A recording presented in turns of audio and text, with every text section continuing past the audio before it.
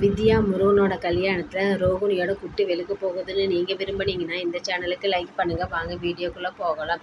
சுருதியோட hotel inauguration ஃபங்க்ஷனில் சுருதி நல்லாவே செஞ்சிடறான். ஆனால் ரவி திடீர்னு கிளம்பி போகிறதுனால இப்போ சுருதி மனசு உடைஞ்சு போயிடுறா. அது அவங்க அம்மா செஞ்சதுனால தான் ரவி அங்கே போனால் நீத்து பார்க்க அப்படிங்கிறது தெரியாமல் நீத்து பின்னாடி போனதை வச்சு சுருதி ரொம்பவே ரவி மேலே கோபத்தில் இருக்கா. அவன் ரவி என்ன சொல்கிறதுன்னு கேட்கவே மாட்டேன். என்ன நீ ஒரு நிமிஷம் நான் சொல்கிறது கேளு.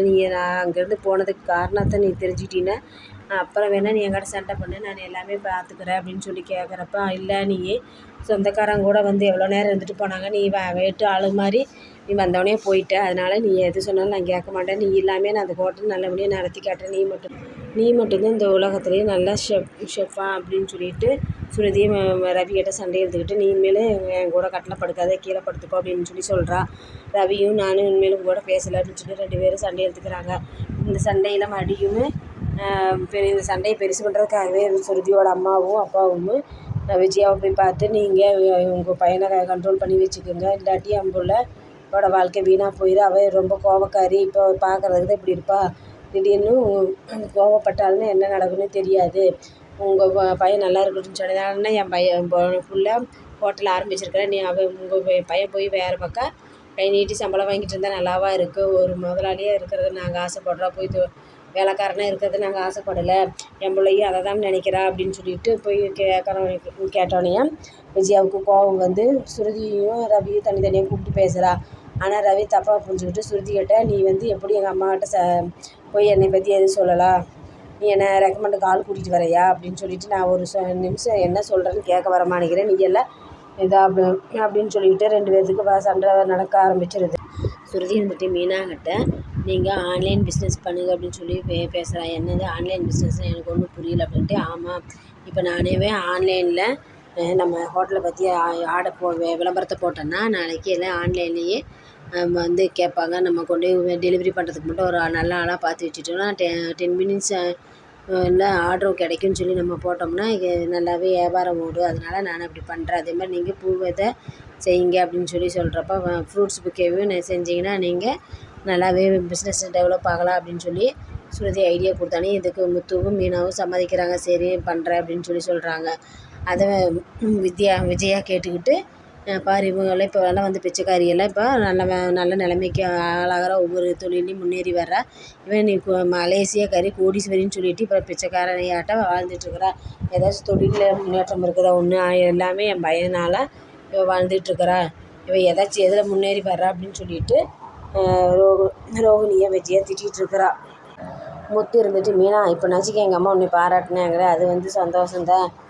கண்டிப்பாக இது கின்னஸில் எழுதி வைக்க வேண்டிய ஒரு நிகழ்ச்சி தான், எங்கள் அம்மா உன்னை பாராட்டினது அப்படின்னு சொல்லிட்டு முத்து மீனாகிட்ட சொல்லிகிட்ருக்குறான்.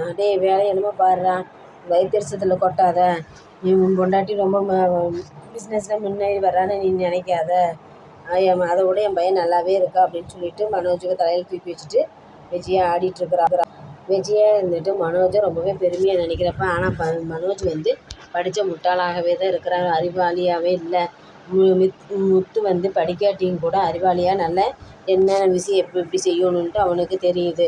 ஆனால் மனோஜ் கடைக்கு கஸ்டமர் வர்றப்போ, குழந்தைய கூட்டிகிட்டு வர்றப்போ குழந்தை ரொம்பவே சேட்டை பண்ணுதுன்ட்டு மனோஜ் பிடிச்சி அடிச்சிட்றா.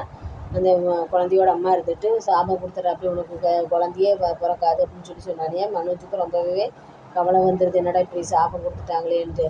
போய் ஜோசியர் பார்க்குறப்ப, டாக்டர் பார்க்கலான்னு சொல்லிட்டு மொட்டை பாஸ் கூட்டிகிட்டு போவார் ஃப்ரெண்டு. அங்கே போய் பார்க்குறப்ப டாக்டர் இல்லாமல் அவங்களோட அப்பா மனநிலை பாதிக்கப்பட்டவர். அவருக்கு சொல்கிற ஐடியாவை கேட்டுக்கிட்டு, குழந்த மாதிரி நீ மாறினீன்னா தான் உனக்கு சீக்கிரம் குழந்தை கிடைக்கும்னு சொன்னானே. அவன் சொல்கிறத கேட்டுக்கிட்டு இவனு அந்த மாதிரி வீட்டில் தொட்டில் கட்டி பால் பொட்டியில் பால் குடிச்சிக்கிட்டு மனோஜ் இருப்பான். எல்லாருமே பார்த்து நக்கலாக சிரிப்பாங்க. அதுக்கு ரோகிணிக்கு ரொம்பவே பிடிக்கலை. அதை மாதிரி விஜயாவுமே ரொம்பவே கோவப்பட்டுக்கிட்டு, இப்படி இருக்க இவங்க மாதிரி இப்படி இருக்கானேன்னு சொல்லிட்டு. ஆனால் அவன் சொல்கிறதுக்கு எதுவுமே கேட்காம, என்னடா நடந்துச்சுன்னு சொல்லி முத்து கேட்குறப்ப, விசிட்டிங் கார்டை கொடுத்து, இந்த டாக்டரை போய் நான் பார்த்தேன், அதனால தான் இப்படி இருக்க சொன்னாங்கன்னு சொல்லி விசிட்டிங் கார்டை கொடுத்தானியா. ஃபோன் பண்ணி பார்த்தானே அதை தெரியுது. அவன் லூசுத்தனமாக நான் டாக்டர்னு சொல்லிட்டு அந்த அட்ரஸை முத்து கேட்டோடனே இப்படியெல்லாம் இருக்குது, இவன் ஏமாந்த வழியாக தான் இருக்கிறான், இவன் படித்தவனே கிடையாது, முட்டாள்தனமாக தான் இருக்கிறேன்னு சொல்லி முத்து கேவலமாக பேசினோடனே விஜயாளுக்கு ரொம்பவே கோவம் வந்துடுது. அம்மா நீ இப்பவும் நான் நிரூபிக்கிறேன் பாரு, அவன் வந்து முட்டாளுங்கிறத நிரூபித்து காட்டுட்டா அப்படின்னு சொல்லணும்.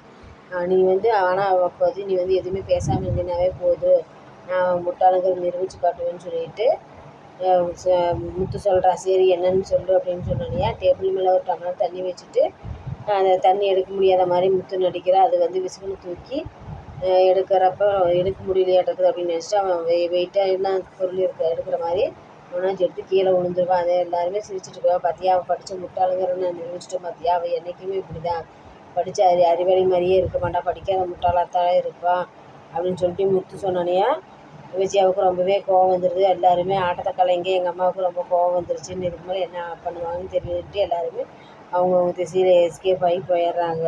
முருகன் வித்யா கல்யாணத்துக்கு ரோகிணியோட அம்மாவை வித்யா அழைக்கிறா. அது வந்து ரோகிணிகிட்ட சொல்லி ஃபோன் பண்ணி பேசுகிறா அப்படின்னு. அதில் அந்த கல்யாணத்துக்கு வந்து முன்னணியே நினைக்கிறது முத்து மீன். அதான் நீ அந்த கல்யாணத்துக்கு வந்தீங்கன்னா கண்டிப்பாக நானும் மாட்டிக்குவேன், நீ வர வேண்டாம் அப்படின்னு சொல்லிட்டு மீண்டும் மீண்டும் பணத்தை கொடுத்தே அவளையே தன்னோட திசையிலேருந்து எதுவுமே யோசிக்காமல் அதுக்கு ரோகிணி பண்ணிகிட்ருக்குறான். ஆனால் தப்பு மேலே தப்பு செய்யாத வந்து யாருக்குமே தெரிய மாட்டேங்குது. நல்லா கடைசி காலத்தில் நல்லா வசமாக மாட்டுவான். எல்லாருமே வித்யா முருகன் கல்யாணத்துக்கு போகிறாங்க. அப்போ வந்து ரோகிணி ரோகிணிக்கு தெரிஞ்சவங்க அங்கே வந்து என்னடி கல்யாணி இங்கே நல்லா இருக்கே அப்படின்னு சொல்லி கூப்பிட்டு பேசுகிறேன். யாருன்னு திரும்பி பார்க்குறப்ப அவங்க தெரிஞ்சவங்களாக இருக்குது. அவன் கல்யாணி வேஷம் போடுறது. முருகனோட கல்யாணத்தில் ரோகிணி நல்லா வசமாக மாட்டிக்குவான் அப்படின்னு நீங்கள் விரும்புனீங்கன்னா இந்த சேனலுக்கு லைக் பண்ணுங்கள், சப்ஸ்கிரைப் பண்ணுங்கள்.